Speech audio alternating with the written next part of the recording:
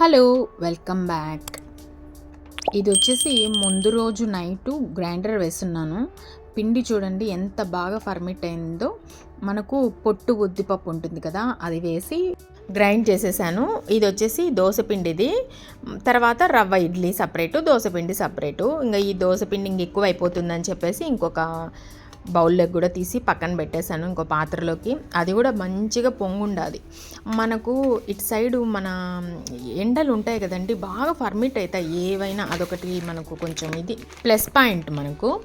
ఇంకా నైట్ బాదం నానబెట్టేశాను, as usual రోజు నానబెట్టినట్లే. ఇంకా ఇప్పుడు టీ పెట్టేసుకుంటున్నాను. అసలు ఆ టీ పడందే మనకు వర్క్ అనేది స్టార్ట్ అవ్వదండి. మార్నింగ్ అంటే నాకు మంచి గుడ్ టైమింగ్ అని చెప్తాను. ఏదో అంటారు కదా, cup of tea make everything better అని. నాకు అంత ఇష్టం అండి టీ అంటే. మార్నింగ్ టీ అయితే ఇంకా అంత ఇష్టం. A cup of tea moment of clarity అని. అట్లా మనకు ఆ టీ పడితే అంటే కొంతమందికే లేండి, అలవాటు లేని వాళ్ళకు పెద్ద అనిపించదు. ఇంకా ఇక్కడ మొత్తం అదంతా అయిన తర్వాత కొంచెం తలకంతా ఆయిల్ పెట్టేసుకున్నాను. ఒక 3 hours అలా పెట్టేసుకుంటే మంచిగా బాత్ చేస్తామని ఇంకా క్లీనింగ్ స్టార్ట్ చేసుకుంటున్నా. మార్నింగ్ క్లీను అంటే దీనికి ముందు రోజు కొంచెం డీప్ క్లీన్ చేసేసుకున్నాను. ఫ్రిడ్జ్ లోపల అవంతా, తర్వాత షోకేస్లో అంతా క్లీన్ చేసుకున్నా. ఇంక ఇప్పుడు పైన ఈ సోఫా మాత్రం చాలా డస్టీ అయిపోయింది. దాదాపు 1 month అయిపోతుంది. పైన ఎదిలిస్తున్నాను తప్ప ఇలా డీప్గా నేను తుడవలేదు. మీకు జస్ట్ ఒక 2 minutesలో 2 minutes కూడా కాదు, జస్ట్ 1 minuteలో సోఫా అయిపోయింది. బట్ నాకు 1/2 hour పట్టింది, ఎగ్జాక్ట్లీ 1/2 hour పట్టింది.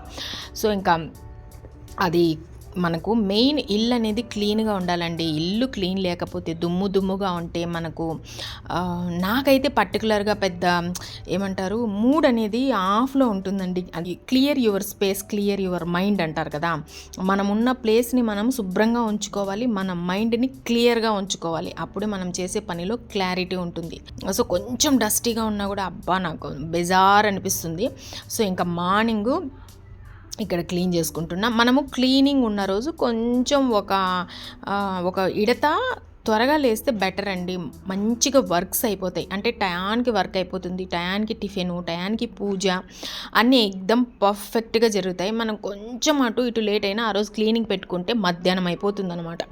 మనము టిఫిన్ టైము అట్ట మనం తినేటప్పటికి ఇంట్లో చేసి పెట్టేస్తాం, బట్ మనం తినేటప్పటికి లేట్ అయిపోతుంది. కాబట్టి మనం ఇలాంటి కొంచెం వర్క్స్ ఉన్నప్పుడు కొంచెం త్వరగా లేస్తే బెటరు. అందువల్ల నేను ఆ రోజు కొంచెం త్వరగానే లేసేసి క్లీనింగ్ ఉన్న రోజు, ఫెస్టివల్స్ రోజు ఎవరు చెప్పకుండానే లేసేస్తానండి. ఇంకా అక్కడ ఉండే ఫ్లవర్ వాజ్ కానివ్వండి, ఆ బౌలు, ఆ ఫ్లవర్స్ పెట్టుకునే బౌలు, అవన్నీ మొత్తం ఇంకా కడిగేస్తామని చెప్పేసి ఆ ఫ్లవర్ వాజ్ సింక్లో వేసేసాను. తర్వాత ఇంకా ఆ బౌల్ కూడా తోమి అక్కడ పెట్టేశాను. ఇంకా దాని నిండా ఫ్లవర్స్ అయితే నింపుకోవాలి వాటర్ పోసుకొని. ఇంకా అక్కడ చైరు, తర్వాత ఇంకా డైనింగ్ టేబుల్ పైన, తర్వాత ఫ్రిడ్జ్ పైన అవంతా ఇంకా క్లీన్ చేసుకోవాలి. నాకు తెలిసి అండి సామాన్లు తక్కువ ఉంటే బెస్ట్. ఎందుకంటే మెయింటెనెన్స్ మామూలుగా ఉండదండి. మీరు ఒక్కరోజు నెగ్లెక్ట్ చేసినా రెండో రోజు మీరు కూర్చుంటే అక్కడంతా డస్ట్ వచ్చేస్తుంది. అంత ఘోరం అయిపోతుంది అనమాట. మెయింటెనెన్స్ అనేది లేకపోతే ఓపిక చాలా ఉండాలండి.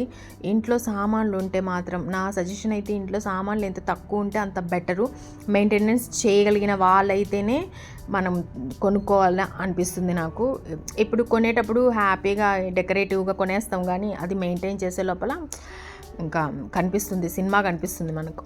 ఇంకా ఇక్కడ ఆ ఫ్లవర్ వాజ్ కడికి ఇక్కడ పెట్టేశాను. తర్వాత ఇంకా ఇక్కడ పూలన్నీ నీట్గా బౌల్లో పెట్టేశాను. ఇంకా కొంచెం స్ప్రే చల్లేసి ఇంకా మొత్తం డైనింగ్ టేబుల్, మెయిన్ మనకు డైనింగ్ టేబుల్ అనేది ఎక్కువ తినం, కానీ మనకు అక్కడ ఫుడ్ ఐటమ్స్ ఎక్కువ పెడతాం కదా. సో అందువల్ల అది కొంచెం క్లీన్గా, కొంచెం హైజెనిక్గా ఉండాలి కాబట్టి కొంచెం లిక్విడ్ అవి వేసేసుకొని అక్కడంతా క్లీన్ చేసుకుంటున్నాను. ఈ క్లీనింగ్ అనేది ఆడవాళ్ళకు is not a one time task అండి బాబు. ఇట్స్ వే ఆఫ్ లైఫ్ అనిపిస్తుంది. మనం చేస్తూనే ఉంటాం. ఇలా క్లీనింగ్ రొటీన్స్ చూస్తే లేజీగా ఉండే ఆడవాళ్ళకు కొంచెం మోటివేషన్ వస్తుందండి, ఖచ్చితంగా వస్తుంది. మనం ఏదైనా విజువల్గా చూస్తే మన బాడీలో కొంచెం రియాక్షన్ అనేది వస్తుందంట. సో అలాంటప్పుడు మనం కూడా ఇంటి పని కొంచెం యాక్టివ్గా చేసుకుంటాం. అందుకే చూడండి, మామూలుగా రొటీన్స్ వ్లాగింగ్ ఉంటుంది కదా, మనకు హిందీ వాళ్ళు కానీ ఇంగ్లీష్ వాళ్ళు కానీ రొటీన్స్ వ్లాగ్స్ బాగా చేస్తారు. అలాంటి వాటికి మంచి వ్యూస్ కూడా ఉంటాయండి. అంటే evening routine, morning routine, afternoon routines, అలా రొటీన్స్ ఎక్కువ లేడీస్ చూడటానికి ఇష్టపడుతున్నారని ఒక సర్వేలో వచ్చిందనమాట. అంటే రొటీన్స్ని బాగా ఎంజాయ్ చేస్తున్నారు అని. సో దీని తర్వాత ఇంకా చెత్తలు ఊడ్చిన తర్వాత మనకి వెంటనే మనము ఇల్లు తుడిచేస్తాము. ఎందుకంటే డస్టింగ్ అంటే మనం దుమ్ములు తుడుస్తాం చూడండి, బూజులు తీసిన రోజు, దుమ్ములు తుడిచిన రోజు డెఫినెట్గా మనము ఇల్లు అయితే తడిగుడ్డ అయితే పెట్టేస్తాము. నేనైతే కొంచెం డెటాయిల్ వేసేసి, పెనాయిల్ కూడా మనకు సెంటెడ్ పెనాయిల్ కూడా మనకు అమ్ముతున్నారు కదా, సో అది కూడా వేసుకొని తుడుచుకోవచ్చు. ఏదైనా ఒక మంచి లిక్విడ్ వేసుకొని మనము ఫ్లోర్ అంతా క్లీన్ చేసుకోవచ్చు. నేనైతే క్లీన్ చేసేసుకుంటున్నాను.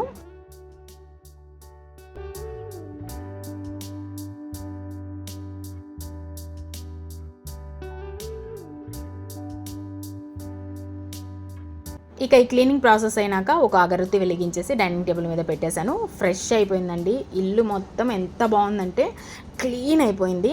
ఇంకా టిఫిన్ సెక్షన్కి వచ్చేసాను. టిఫిన్కి వచ్చేసి రవ్వ ఇడ్లీ. ఈ రవ్వ ఇడ్లీ కొంచెం వెరైటీగా చేశాను అనమాట. అంటే మనము స్టఫ్డ్ దోశ ఇవన్నీ తింటాం కదా, కొంచెం స్టఫ్డ్ ఇడ్లీ లాగా నేను ట్రై చేశాను అనమాట. ఇది బాగా వచ్చిందా లేదా మీరే లాస్ట్లో చూడండి. స్టఫ్ చేసుకునే దానికి కొంచెం ప్రాసెస్ అయితే ఉంటుందన్నమాట. సో ఇలా అడ్వెంచర్ చేశాను నేను. అదేదో అంటారు కదా, food adventures are the best adventures అని.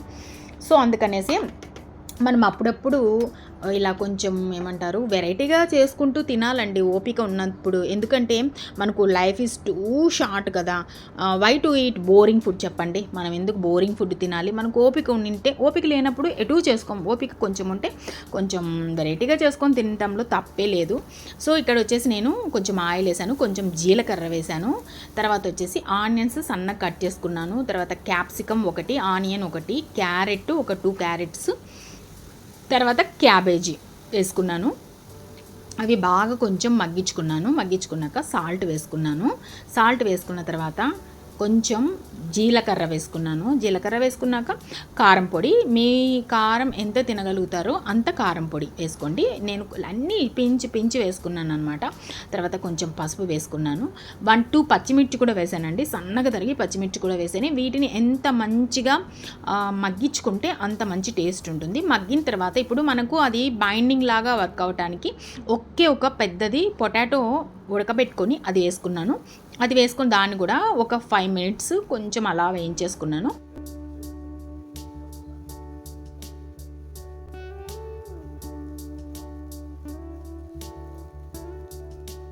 ఇదంతా చల్లారిన తర్వాత రౌండ్ షేప్ చేసి కొంచెం అట్లా ప్రెస్ చేసేసి ఒక షేప్ వస్తుంది, ప్రెస్ చేస్తే అలా పక్కన పెట్టుకోవాలి. నేనైతే చాలా కొన్ని చేసుకున్నాను, ఎలా కుదురుతుందో చూస్తామని. బట్ చాలా బాగా కుదిరిందండి. మీరైతే ఇప్పుడైతే స్కూల్స్ కూడా ఓపెన్ చేశారు కదా, పిల్లలకు క్యారేజీలకు పంపించడానికి మామ్స్ చాలా ఇదే అవుతూ ఉంటారు, ఏం చేస్తామని స్ట్రగుల్ అవుతూ ఉంటారు కదా. ఇలాంటివి హెల్తీగా పంపించండి. మీకు అన్ని వెజిటబుల్స్ అన్నీ ఉంటాయి, మీకు పిల్లలకు కూడా ఆరోగ్యంగా అన్ని పోషకాలు అందుతాయి అన్నమాట. సో ఇప్పుడు వచ్చేసి నేను ఇడ్లీ పాత్రలో కొంచెం ఆయిల్ వేసుకున్నాను. జస్ట్ 1 స్పూన్ అంటే 1 స్పూను ఇడ్లీ రవ్వ పిండి వేసుకున్నాను. తర్వాత దానిపైన నేను ఆల్రెడీ ప్రిపేర్ చేసి పెట్టుకున్న స్టఫ్ ఉంటుంది కదా, దాన్ని పెట్టుకొని మళ్ళీ జస్ట్ ఒక 1/2 స్పూను పైన ఇడ్లీ పిండి వేసుకొని దాన్ని మొత్తం ఇట్లా కవర్ చేసేసుకున్నాను అనమాట. మొత్తం సేమ్ అలాగే చేసుకొని మనం ఇడ్లీ ఎంతసేపు మనము ఉడకబెట్టుకుంటామో ఆవిరి మీద, సో అంతసేపే మనము ఆవిరి మీద సిమ్లో పెట్టేసి ఉడకబెట్టేసుకోవాలన్నమాట.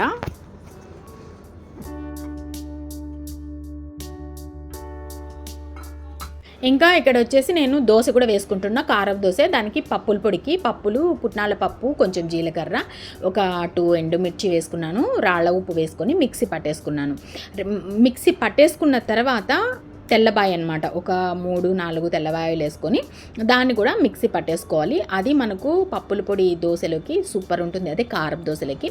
సో ఇడ్లీ కూడా ఒక పక్క ఉడుకుతూ ఉంది. సో ఇటు సైడు నేను దోశకు పెట్టేసుకున్నాను అనమాట. గీ దోశలు వేసుకుందామని చెప్పేసి ఇలా ఒక దోశ పిండి ఇలా పెనం మీద దోశ వేసుకొని, అందరికీ తెలిసిందేలేండి, వేసుకొని ఫస్ట్ ఆయిల్ వేసుకుంటాను నేను. కొంచెము అది వేగే వరకు కొంచెం ఫస్ట్ ఒక 1/2 స్పూన్ పైన ఆయిల్ వేసుకుంటాను. ఆయిల్ వేసుకున్నాక తర్వాత తిప్పిన తర్వాత నుంచి గీ వేసుకుంటాను అనమాట. సూపర్ టేస్ట్ ఉంటుందండి గీ దోశలు. నేను ఈ మధ్య కూడా ఇంకో దోశ వేసాను అనమాట, తోటాకుతో వేసుకున్నాను దోశ. మనకు ఏమంటారు ఊతప్పం ఉంటుంది కదా, చేశాను, చాలా బాగా కుదిరిందండి. నేనైతే వీడియో తీశాను, నెక్స్ట్ వ్లాగ్లో పెడతాను.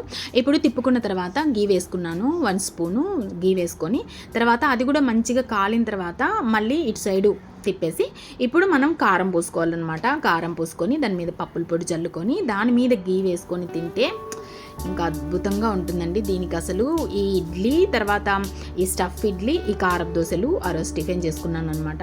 అంత మంచి హెల్దీకి హెల్దీ, టేస్టీకి టేస్టీ, సూపర్ అంటే సూపర్ మార్నింగ్ టిఫిన్ రొటీన్ అద్భుతంగా ఉండే నాకు ఆ రోజు.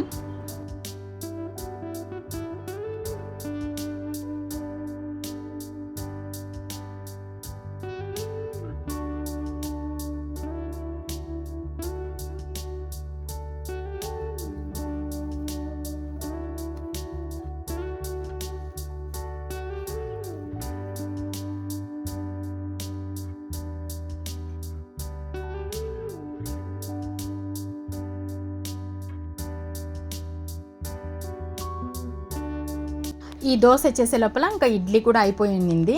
సో ఇంకా ఇడ్లీలన్నీ తీసేసుకొని ఇప్పుడు ఇడ్లీలు మీకు మధ్యకి ఇట్లా కట్ చేసి చూపిస్తాను చూడండి. ఎంత బాగుందంటే టేస్టీకి టేస్టీ, హెల్దీకి హెల్దీ. ఆ ఇడ్లీ పైన కొంచెం గీ వేసుకొని చట్నీలు అద్దుకొని, లేదా మనకు ఇడ్లీ కారపొడి ఉంటుంది కదా దాంట్లో అద్దుకొని తింటే అల్టిమేట్గా ఉంటుందండి. భలే టేస్ట్ ఉంటుంది.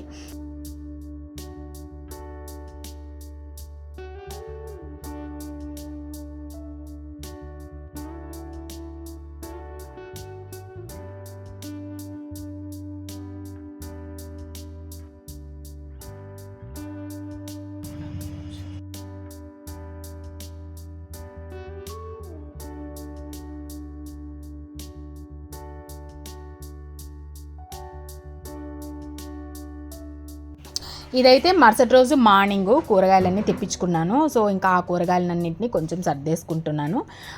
ఆ రోజు మధ్యాహ్నం వచ్చేసి ఇంకా కొంచెం ఈ బీట్రూట్, క్యారెట్ అన్నీ తురిమి పెట్టేసుకున్నాం అనుకోండి, గ్రేప్ చేసి పెట్టేసినాం అనుకోండి, మనకు ప్రతి ఒక్క వంట చేసేటప్పుడు కొంచెం కొంచెం వేసుకుంటే కూడా మనకు కొంచెం హెల్తీగానే ఉంటుంది.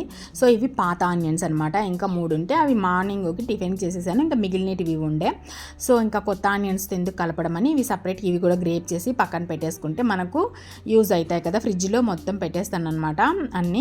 1 డేకి మనం అన్నీ కట్ చేసి పెట్టుకోవచ్చు అండి. మనం 1 వీక్ వరకు అక్కడ వెజిటబుల్స్ కానీ ఇలాంటి కట్ చేసి పెట్టుకోకూడదు. కానీ 1 డే వరకు మనం పెట్టుకుంటే మనకు వంట అనేది ఈజీ అయిపోతుంది. ఎప్పుడు ఏమన్నా చేయాలన్నా ఆనియన్స్, క్యారెట్ ఉంటే దమ్మ అని చేసేయచ్చు అనమాట. సో ఇంకా ఇప్పుడు వచ్చేసి ఇవన్నీ నేను మొత్తము ఇట్లా మిక్సీకి వేసేసుకొని గ్రేప్ చేసుకుంటున్నా.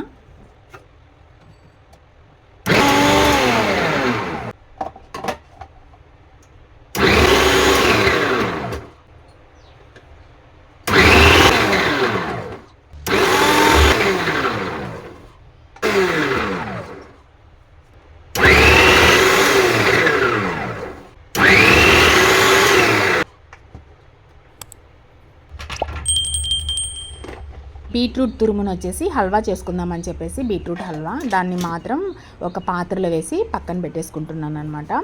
మనకు మంచి బ్లడ్ పడుతుంది కదండి బీట్రూట్. నాకు ఈ బీట్రూట్ కొంచెం వగరుగా అనిపిస్తుంది. ఇట్లా హల్వాలు అయితే తినేస్తాను కానీ అంటే కూరల్లో వేస్తే నేను తినలేను అనమాట. సో అందుకని అది మాత్రం సపరేట్గా అట్లా పక్కన పెట్టిన ఎంత బాగా వచ్చింది చూడండి. ఇప్పుడైతే క్యారెట్స్ వేసేసుకుంటున్నా.